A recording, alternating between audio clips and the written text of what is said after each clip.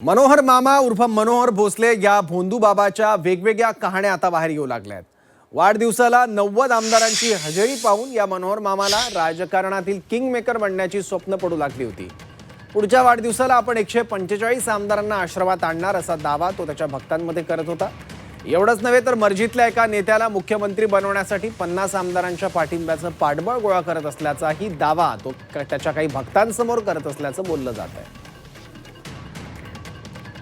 त्यांनी सांगितलं की मागच्या वेळेचा माझा वाढदिवस मनाली रिसॉर्टला हडपसरला जिथं झाला, काका तुम्हाला निमंत्रण दिलं होतं आम्ही, तुम्ही येऊ शकला नाही किंवा आला नाहीत तुम्ही। मी म्हटलं नाही, माझ्या कामाच्या मला येता आलं नाही।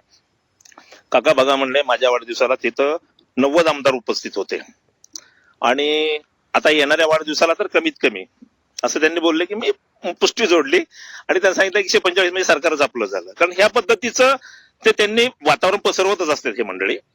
तर अशा पद्धतीचं की मी असं थोडंसं बाहेरून ऐकलं की कुठल्या तरी एका महाराष्ट्रातल्या मोठ्या नेत्याला त्यांनी ऑफर दिली होती की तुम्हाला मुख्यमंत्री व्हायचं असेल तर 50 आमदारांचं जुगाड करून मी तुम्हाला देतो।